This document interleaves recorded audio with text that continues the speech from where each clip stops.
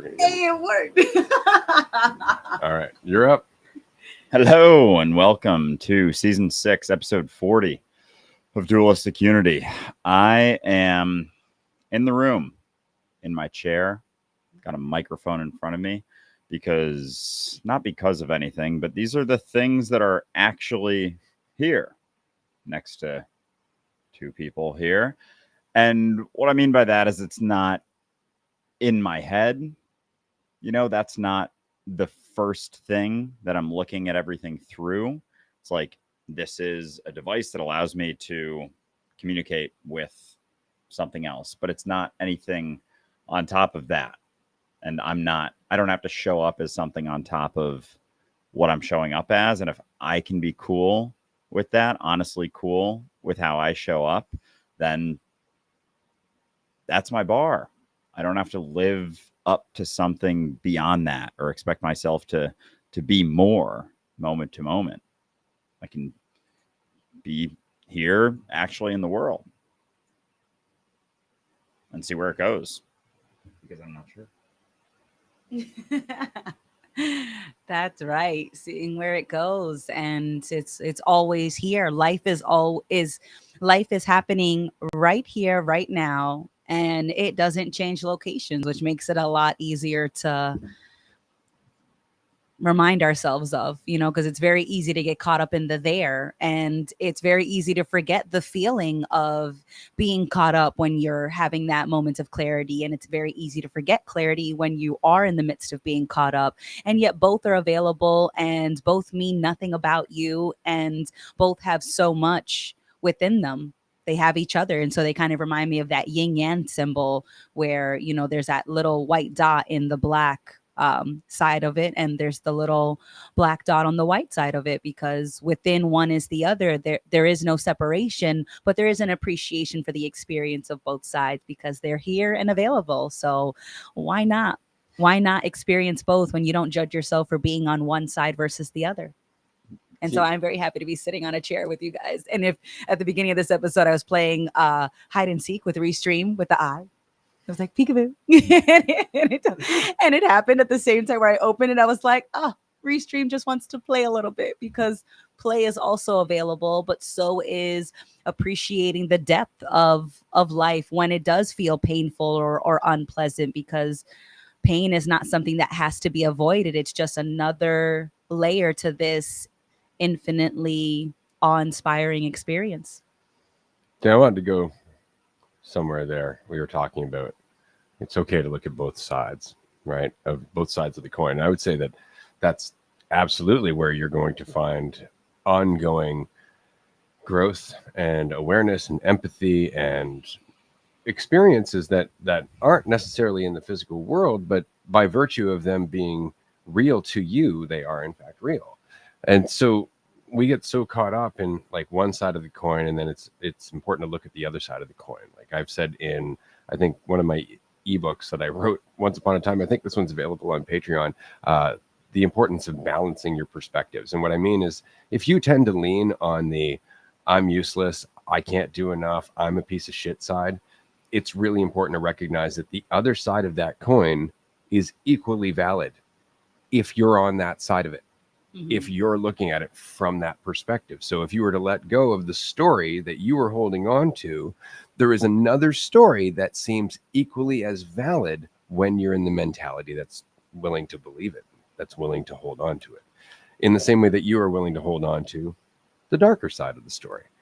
So you see, there's value there, but there's also something to be learned there, because you start looking at all dualistic perspectives, like the teacher and the student, for example, and you start to look at those very superficial concepts, and you start to realize that any teacher who isn't an ongoing student is really no teacher at all.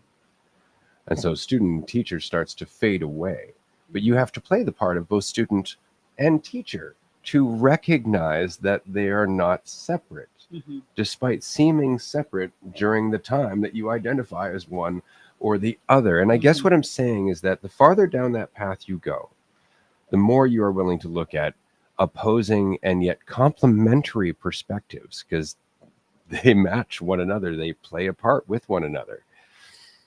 Eventually you end up at the God versus man duality. And that is where you start to really become informed in terms of the relationship between the observer and the observed, in terms of the relationship between the individual and the collective, what it means in terms of predeterminism or free will. These are all dualistic perspectives of what is, including human or God. They are perspectives, and they are valid points of view when you're in those points of view. But when we say valid points of view in terms of being God, you have to remember that's an idea. So now we're talking about valid egotistical points of view, because now you're identifying as God rather than just a mere mortal or sinner if you really want to drag yourself down into the fucking swamp. Mm-hmm. Right. But it's the recognition that while both are true, while you are the awareness of the universe and have limitless potential, that does not give you control. That does not make you more valuable. And so while you are both God and man, you are neither. It's not either perspective that's really the truth, but it's in exploring both perspectives that you see the massive spectrum in between, and you grow accordingly. Yeah. And I think if you kind of hold on to that perspective of like being God and like expressing it like, you know, you're God, I'm God, even like using the word to some degree, like even if you're pointing it at everyone else, no, you're God too. If you're seeing yourself as the one expressing that, it's like there can be this sense of like, I'm God and I know it, and you're God and you don't know it, and therefore that means something. And it doesn't, because like it can, oh my gosh, it can be such a separative idea that idea, if it is focused on, like even focusing on the word very much isn't, it's not beneficial to your experience at all. Like if you focus on it too much in yourself as something that's separate from everything else, it can make you feel good, but it also creates a really high bar for yourself, like a maintenance sort of feeling where it isn't letting yourself go at all. It's like creating more of a potential to fall. It's like there's a lot of pride involved in that without much behind it, you know, without much backing it up necessarily. If it's just focused on as an idea, I think. And you know, part of me goes back and forth with this because I look back at times where I've expressed it and like had ideas of myself, you know, and look back at things with kind of like a negative tone. And part of me wonders if that's absolutely even the case. We were chatting a little bit this morning about this and how it's almost to get focused on that a little too much is like a component of this, because we've for so long focused on ourselves as an idea, assumed that we are an idea, assumed that we exist not really in the world, but like through a perception of the world. And it's not that being in the world makes anything more certain, but it's like just what it is. It's like it's what it is, instead of it being, you know, veiled by some opinion or some thought or something that you assume means something about you specifically. It's like there's a lot less weight when it isn't, when you're not focusing on that as an idea, like a new idea of yourself. And there's a lot less risk, you know, because there's you know, when you're focused on the idea of you, everything is going through that filter of that concept. So it's, you know, everyone must be upset with you, everyone must like you or hate you, everyone must be working to help you or to hurt you. So, you know, it's like you consider yourself the center of everyone else's experience. And the ironic part about it is that you don't even really make your experience the center of your your focus, because it's your idea of how you assume people feel about you that you prioritize. And so many times I would, get to work early or stay late or take an extra class or pick up pick up another shift because I was trying to control the opinion that I assumed other people would have. So I wasn't even working tirelessly for others. It was for how I thought other people viewed me, which is insane. That I even tried to credit other people for why I was doing the things I was doing. And it wasn't even that. It was what I assumed they were thinking. And so my experience wasn't even my priority. It was it was my assumption about my experience that I prioritized. And that was really relieving to some degree, that it wasn't, that I, as much as I wanted to blame people, it was me that created that experience. And in creating it, I could recreate it. And I really appreciated having that realization, because I was a big reader when I was younger, and I have fallen back into reading and I've been loving it. So side note, I love reading. Reading is fantastic because it gives you an opportunity to change your perspective within seconds, right? Because when you're in the midst of a book, you're changing the perspective of the characters, you're changing the perspective of the writing. Is it first person or second or third person? Are we taking the role of the narrator? Are we looking from the perspective of the lead character? Are we looking from the perspective of a background character? Are you seeing the development of the story? And when you are reading, you're able to change perspectives seamlessly because someone is guiding you through those different perspectives. And so when I'm in my quote unquote my life, it's a lot easier for me to take the perspective of my friend Andrew or my friend Ray or someone in the audience, because I very much remember holding that perspective. And so I can hold multiple perspectives at once. And a great way that I was able to practice that is through a love of reading for no other reason than just to enjoy a story.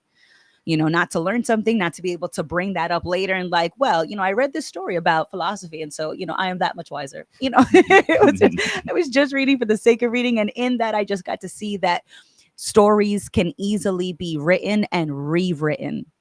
And so it doesn't matter that for a good chunk of my life, I was living for the assumption of what I assumed was people's perspective. It's that I was like, okay, well, we did that. And now we can start over, go in a new direction. Just like that, just like you would in a book. And then to some degree, you are the author and the main character and every background character in your story. And you can always just start over. Yeah. Well, so I guess that's the thing, right? Is that's what we're so used to doing. I mean, that's your typical midlife crisis, right? Is that somebody's invested in a story their whole life, and then all of a sudden they've invested so much that the consequences and the conflict and all of the repression is so obvious that they're like, I need a new story, and they do a massive reset. Maybe they leave their family. I must have the wrong story, right? And then it becomes a new story. And it's not that it's bad to explore a new story. As I was saying earlier, it's kind of necessary. Your brain's always going to perceive some kind of story because it's always trying to perceive this character of you and how everything's relative to you. And so you can live on one side of the story where you're a piece of shit, or another side of the story where, you're the most intelligent and wonderful person ever. Right? Like you can do those things. But see, I find it fascinating because in all of the stories in that whole spectrum, there is always going to be frustration, a sense of lack, a sense of disappointment, a sense of need. There's always going to be this sense that you have to get somewhere, that you have to be more. No matter if you're at the total positive perspective, everybody likes me and I'm wonderful. Now you have something you have to protect. Now you have something you're afraid of losing. There is an emotional spectrum that goes with everything that is based on a character, everything that is based on a story. And so I find that fascinating because all of those stories, all of those perspectives inform us when we don't attach to them. Yes. But that's why Christians, for example, consider themselves to be sinners. You understand? They're thinking about themselves. And so there is always the threat of hell.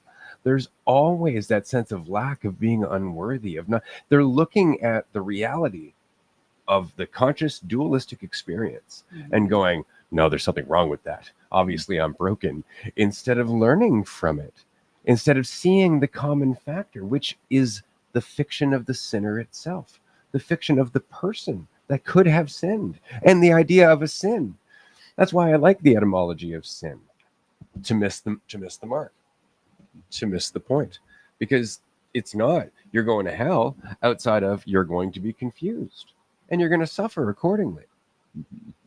Oh yeah, that sense of that idea and the back and the forth.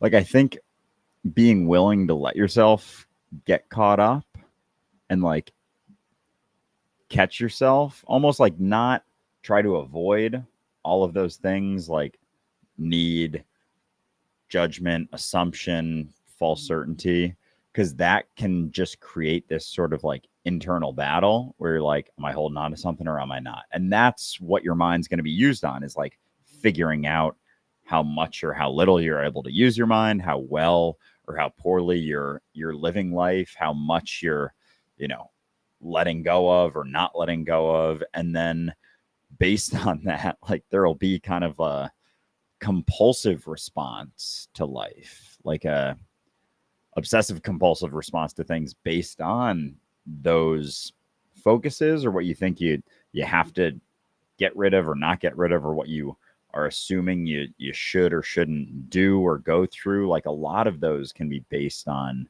that sense of desire, that sense of desire to be liked or not disliked, that sense of a need for someone or something else, and like to get a guarantee, instead of like understanding that those are all in there and they can be something that you can kind of focus on, but then understanding that like you're going to be seeing things through a veil, to some degree. And so, the things that are going on in your head, like don't trust them at face value, because if you trust it immediately, then there's going to be expansion from there. Like that's where mine's going to go, is try to validate whatever assumption, opinion, perception you're holding on to. And like, that's what your mind's going to be used for. And the alternative is not using it so much. It's like being informed by things, being able to use your mind. Like there is such a stark difference between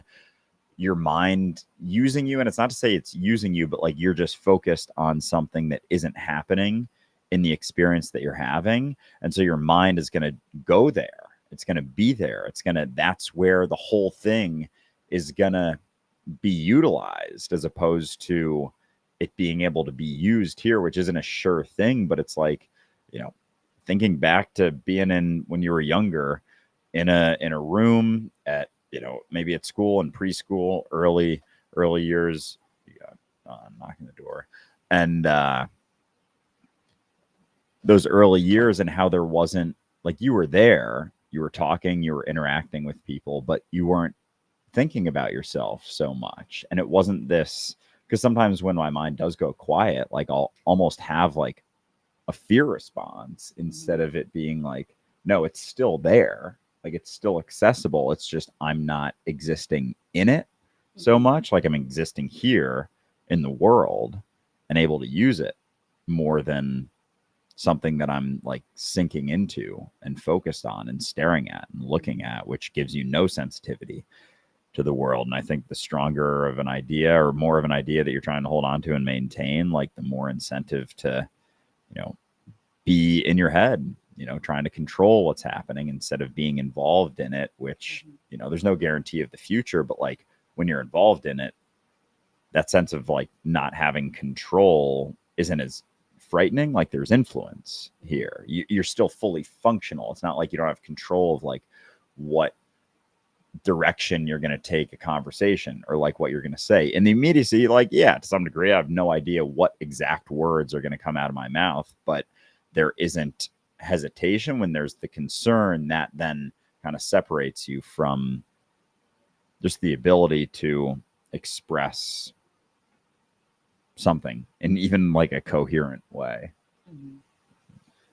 Right. But I mean, even when I do feel super clear and concise, and I feel like, damn, that sounded pretty good, even when I'm feeling that, there's no way to guarantee that someone is understanding me and they agree that I sound very clear to them. I feel like sometimes I make no sense and somebody's like, no, I'm following. That makes total sense. And I'm like, All right, give me a second. Let me catch up to you. Like I just said it, There's but no way that's I was true. still on the fence, like whether or not that made sense. And so it's like you just don't know. But I actually would. Yeah, no, but I definitely have felt that where it's Yeah. just you're not so clear, or you don't feel clear, but yet someone else disagrees with you and thinks that you are. You can go. Yeah. Yeah. All right. Oh, one for second. sure. Like I'm away. even that, even the all right, flying solo for a bit. Even the expression of like not knowing how someone's gonna take something. Like the only perspective of, performance or expression or anything you got to be cool with is your own, like your expression of yourself, because it's a question mark when it's out there, when it's expressed, when you share something. As much as you feel like no, right now I don't feel as shaken so much, and that sense of like control, no control. Like when I stare at it, it can be frightening to think, but it's no control in the sense that I'm saying things and there's no control of like how someone's going to hear it. Like I'm expressing it in a certain way, kind of making jumps assumptions about how I'm expressing it, what I'm expressing to some degree. And like anyone who hears this is going to hear it differently. They're going to have a different story that maybe resonates with something else that's shared. And so you don't have to hold yourself back so much from assuming that like what the best thing to share or express is, but it doesn't mean that you're like a bumbling absurd person that doesn't make any sense with no ability to like express something or share something, which isn't control, but it's different, because you can start feeling like you're just a babbling buffoon when you worry whether or not you have control and you're not involved in the situation that you're in. Yeah. Well, this is it, right? And it's important to remember you never had control. We go through this illusion for so long, trying to curate what we say and how it's going to come across, that we forget in the entire time that we're doing that doesn't guarantee shit. But we block that out. That's where that cognitive dissonance comes in, right? Like we've had numerous times in our life where somebody's actually called us out for being inauthentic, or they've called us out, for bullshitting, right? Straight up, right? And later on, we just ignore that shit. Like, no, it always works. It always works when I cater. I'm a people pleaser, all that shit. And it's just funny because when you recognize it, you realize the only reason there's this fear of losing control is because you thought you could have it to begin with. And if you recognize you never had control, then this is kind of why I say you've always really just been talking to yourself, for yourself. All those people that you've been trying to, you could say manipulate, you could say fit in with, you could say try to establish a relationship with, whatever it is. It really depends on how you want to look at yourself, right? But all of those people have been interacting with you, basically working through your own fears, working through your own needs, working through your own desires. Like when you're talking to somebody and you're being manipulative, you're really talking to your own insecurity. You're reacting to your own insecurity. It is an interaction with your own mind and all your shit. And then you talk accordingly. And that's kind of the point, But when you recognize that, this is why, I say the only person I'm really worried about in terms of like being good with what I do is me. Like if I'm the one who has to go to bed with me at night. I'm the one I have to wake up with in the morning. I need to be able to look at myself and look at my actions and look at my choices and go, yeah. And I put thought into those, and I put awareness into that, and I take responsibility for that, and my life changes accordingly. But it's just so easy to pretend that you're acting for other people when in fact you are acting as a result of your need for other people or your fear of not being enough, right? That's really what it is. And so again, and I want to make this very clear, that's great. There's nothing wrong with that. Like that's the whole point, is that ongoing interaction, that ongoing back and forth is how you learn about your insecurity. It's like when you're talking to somebody at the bar and all of a sudden you say something where you're bragging, and it's to try and cover up that insecurity. Well, you just bragged. right? And see, that's the thing is underneath it all, you just bragged and you're hoping it lands, right? But that's a moment of honesty. If you can look at that and go, oh shit, I totally just exaggerated that so I can look a little bit better, which means I want to feel better about myself. Oh, am I really still thinking that I lack something? See, there's so much information in that, Yeah. right, that you can learn from, but not if you're resisting it, not if you're running away from it. And this is why I find it funny, because so on social media, we post a lot of things, and a lot of times the response that we get from people is abrasive. Not to put too fine a point on it. A lot of people like it, or they'll go, hey, that's dope. Keep it up, guys. Yeah, right. But the comments, the people who actually stop to comment, and it's almost always just this massive paragraph, are abrasive and angry. And of course, if you call them on it later, they just tell you that you're projecting almost every time. But they are, and it's because what you've said, they don't understand. They want to come up with an opinion about it as fast as possible because they feel insecure, they feel threatened, and they don't like the fact that they feel confused now because it makes them feel like less. But there's that opportunity to go, well, fuck, maybe I am confused. Maybe this is something I don't understand. And to actually go, all right, I don't understand. Here's a question. Not, you're an idiot. This is idiotic. And it's like, why is it idiotic? Well, then explain your point to me. It's like, that is not how you get into a conversation, but it is an excellent opportunity to look at why you're doing that, right? And so I will often go, okay, but you're coming across as like super insecure right now. And then they get mad about that. Why do they get mad about that? Because nobody wants to accept that they're insecure. But of course we are, because as I said earlier, the spectrum is a spectrum of identity. And your identity, your idea of yourself is never the truth. It is always going to be suspect. It's always going to be threatened. It's always going to be a source of doubt. And so as long as you're relying on that identity, boom, insecurity is right at your front door. And if you don't accept that, it's because you don't want to question the identity. And that is where you find freedom, where you're just like, oh shit, I'm still defending something. That's kind of dumb, because it is. When you really look at it for what it is, you are defending something that you're not. You're defending something that you're not. You're trying to build something up that you're not. Somebody on Instagram said it the other day. I think it was the Bald Sage, who we've had on the show early on in I think it was season 4. But he was saying, it helps to remember that the person you're thinking about isn't you. Right. And he even said the person that's thinking isn't you. And I was like, it's good. And it's because your brain's constantly creating this new point relative to everything else in order to process context. But that point isn't fixed. It changes across the spectrum of piece of shit to fucking almighty God. Right. That's the point, is to look at that relative point and recognize that it's always relative. It's always relative. So it's never the truth, but it certainly provides more information.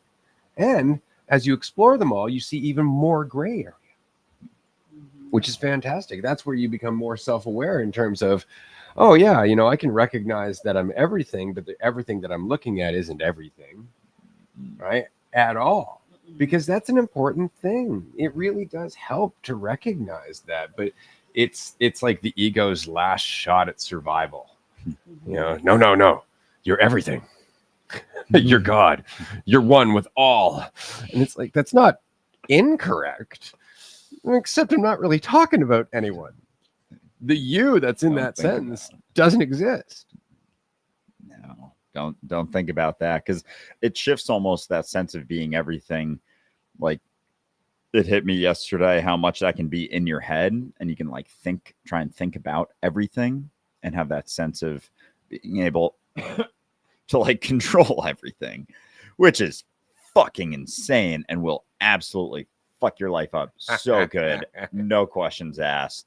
That's not a maybe thing. It's like, if you're trying to control everything, your life's gonna get fucked up. Rain in hell, my friend. Rain in hell. Oh my goodness gracious. It shifts from it being in your head to everything being, from the point that you're in this chair, I can imagine everything expanding from here, across the earth in a sense, from here. Where am I right now? in Nanaimo on Vancouver Island, you know, whatever that means, in a location that's like, I'm almost imagining the surface of the earth and like expanding from there, which is happening, like is right now, and everything's unknown there. And so then when you see that, like you are this here, it's not a thought about you necessarily, it doesn't mean anything about you, but the thought of controlling all of that, when you think about it like that, instead of in your head, is ridiculous. And so not having that sense of control doesn't mean that, you know, there's no way to have sway. It's not like someone's going to start moving your arms necessarily. And that gets kind of dicey because it's like, am I choosing? Am I not?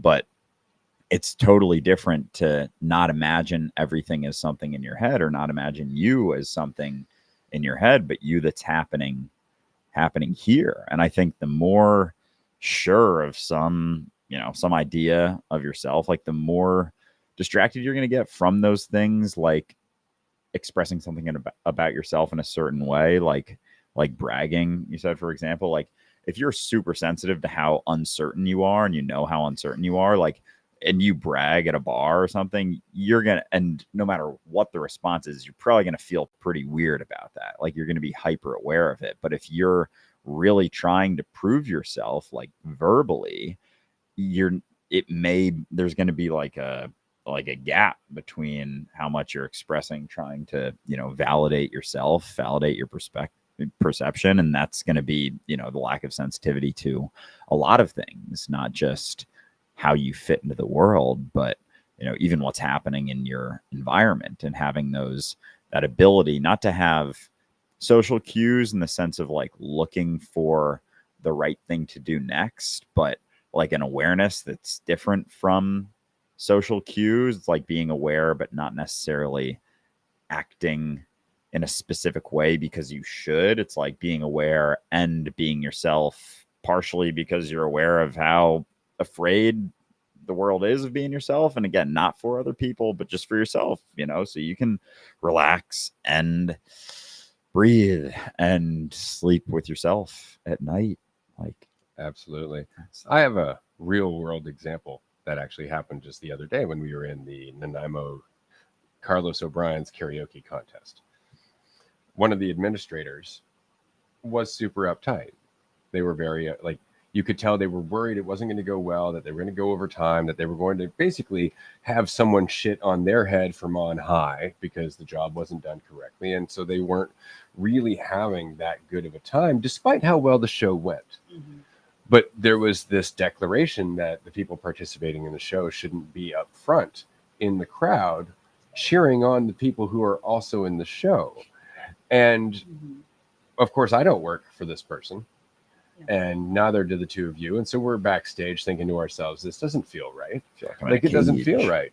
To me, this doesn't feel right. I'm not supporting somebody that I know and care about, who does something that I also know and care about, like in a town that I know and care about. Like I'm not in there. Instead, I'm following somebody's rules, and that person is ultimately stressed and feeling a little bit afraid, right? And so often we cater to that, and the ripple carries on accordingly. Suddenly we're tense.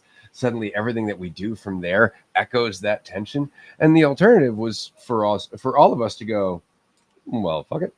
And we went up front.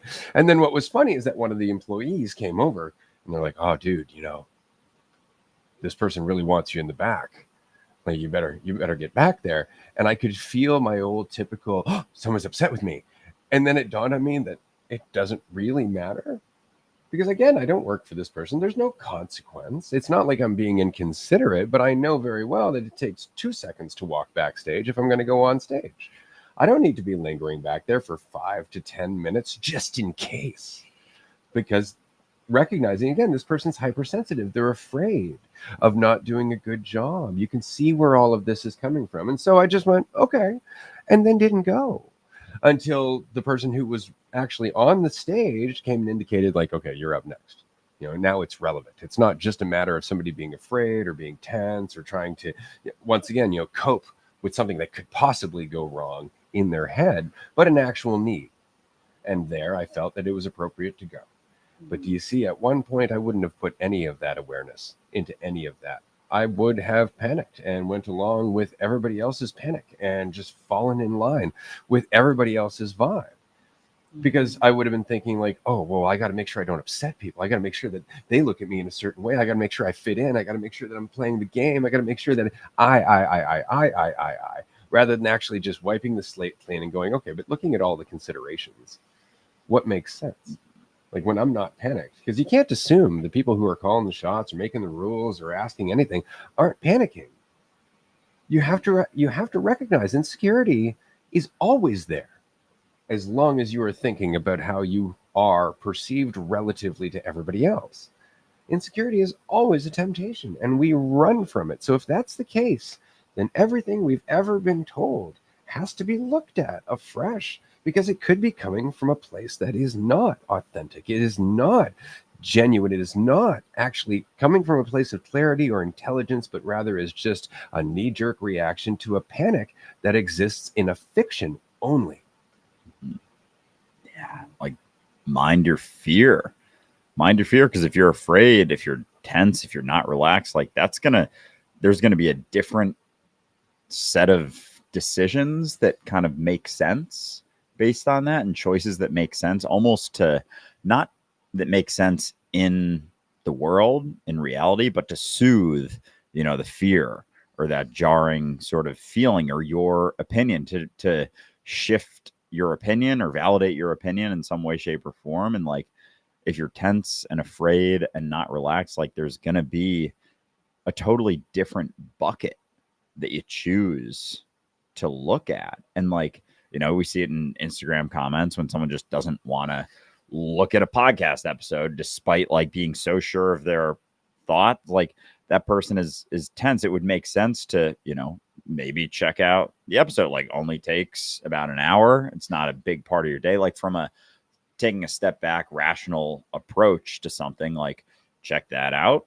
Maybe there's something that's there just out of a curiosity thing. But if you're trying to prove something, if you're trying to hold on to something, which, a big thing can be that sense of self, your sense of certainty, your sense of, your opinion and preference being the all and everything absolute, like there's a different bucket of choices that you make that are way less sensitive to actually what's going on. But just being able to take a step back and take an assessment for yourself, it takes some faith to do that. Like when we were possibly waiting, we were waiting backstage for a little bit, like there was no, at the karaoke concert, there was like, we weren't any closer to the stage being back there. It was just like that person knows we're in control, but they're basing that choice off of,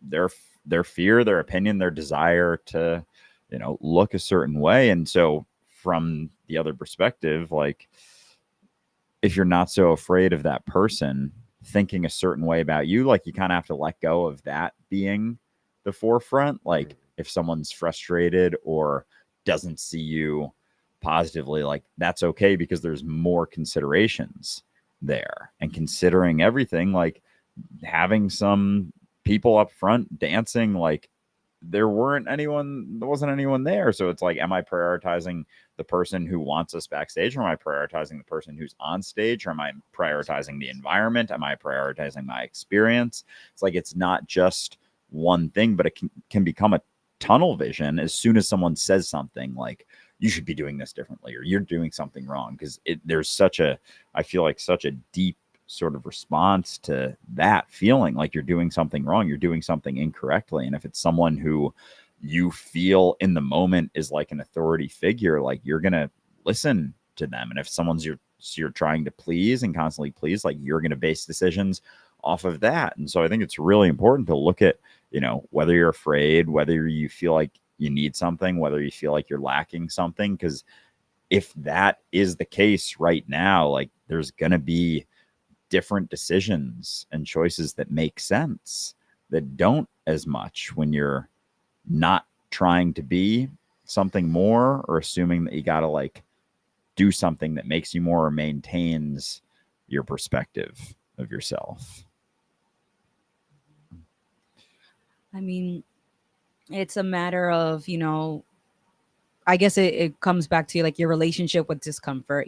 How much does being uncomfortable bother you? What's your relationship with pain? Is it when you feel discomfort, you immediately think, I need to get rid of this right now. This can't be happening, because that applies in every context. We're talking about this person who was uncomfortable with the possibility that they weren't doing a great job. Not that anybody walked over to them. And I'm assuming that nobody walked over to them to be like, you're doing a terrible job. Everything you're doing is wrong. I don't think that happens. And when you look at people, it's like someone did that to them. They're acting as if everything that they're doing is wrong and they're desperately trying to do the right thing. And no one's actually confirmed that anything is wrong. And then if you were to say that to someone, like, did anyone say that anything is going wrong? And they'd almost begrudgingly say yes. Like, yeah, that's a good point. No one's actually told me anything's wrong. I'm just acting like things are completely wrong. And it's that copy and paste mentality where this person might have been doing events previously and they're thinking that contestants are not supposed to be in the audience because they've never seen a contestant in the audience. But we were cheering from behind the stage, which made no sense because it felt like we were louder behind the stage than the people in front of the stage. And it's like, so would you rather have people in the audience being active and excited, or would you rather have all that excitement sound like it's coming from behind the stage and confusing the audience and the contestants and the MC even more? That's right. Party backstage. People start trickling in, then she's got to remove them. All of a sudden, there's like a whole singer just turns around, starts singing backwards. Right. That I was just like, I don't think that they even realized that us staying behind stage and doing exactly what would look more peculiar than us moving in front of the stage to cheer.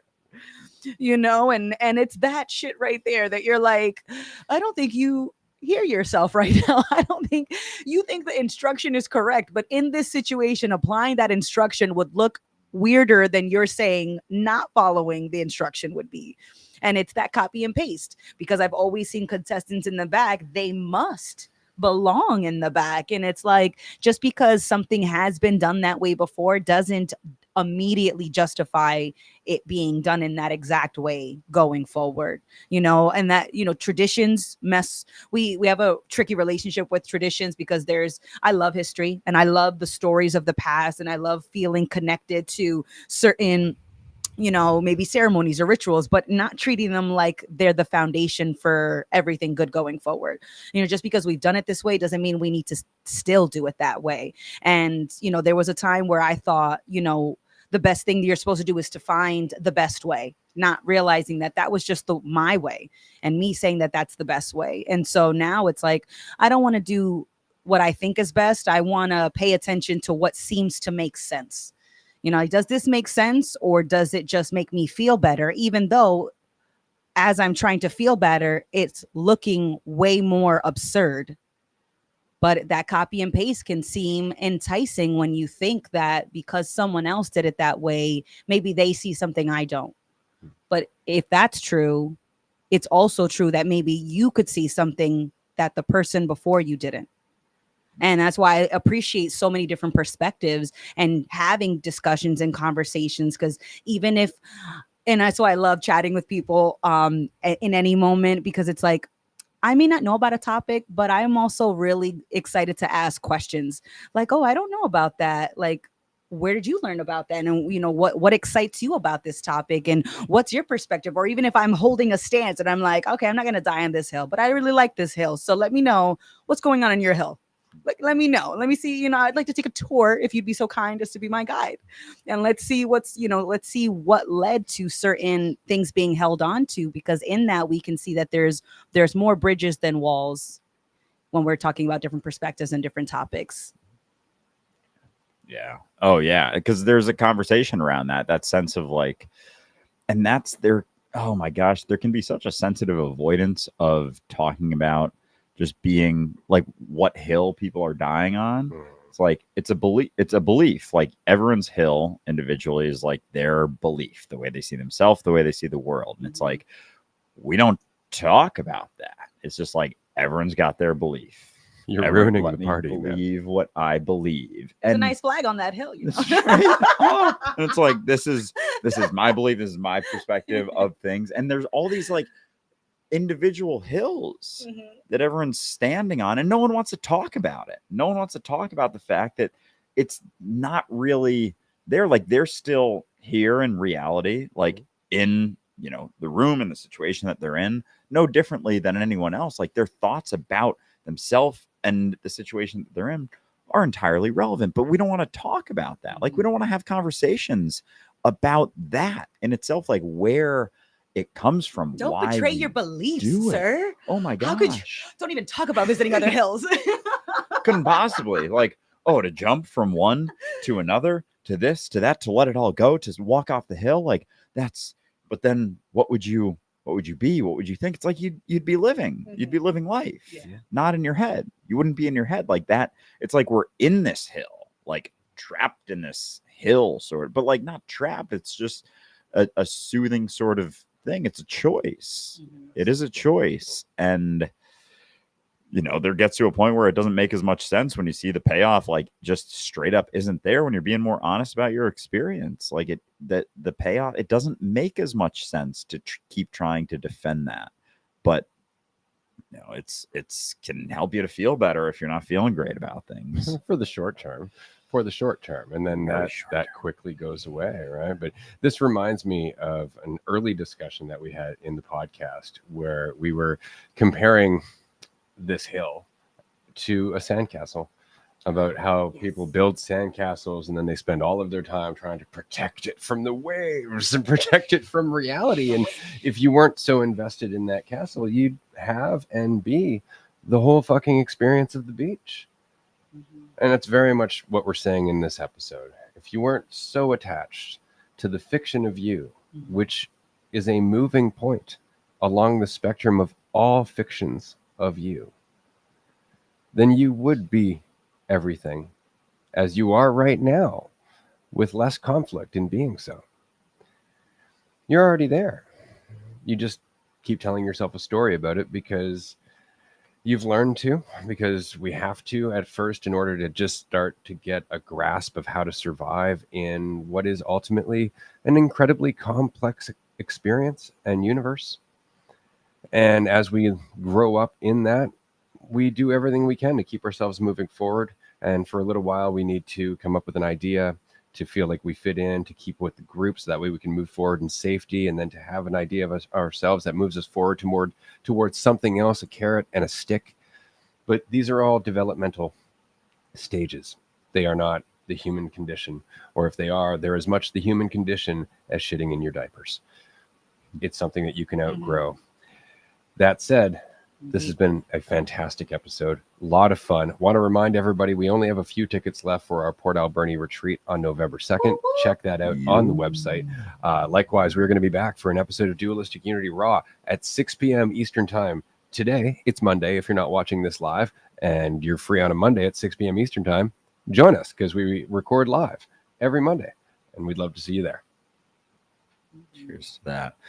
I really like the sandcastle analogy, and I got all sorts of things going with that, but I'm good with Sharon. I'll save some of that for Raw later, Patreon maybe later, or just yourself, or just me, because I don't have to express every goddamn thing that pops into my head, and that's cool. Can save some for yourself, but this has been a very fun episode. Appreciate you guys a lot for doing it together here. Hell yeah. And chatting, and I look forward to the next episode. I know. Thank you so much, everybody, for joining us. Thank you, Andrew, for holding down the fort as Ray and I exited to take care of an errand, because life is happening now, and sometimes you got to juggle multiple things, but we're always doing our best, even when our opinion seems to indicate the otherwise. So thank you so much, everybody, for being here, and we'll see you soon.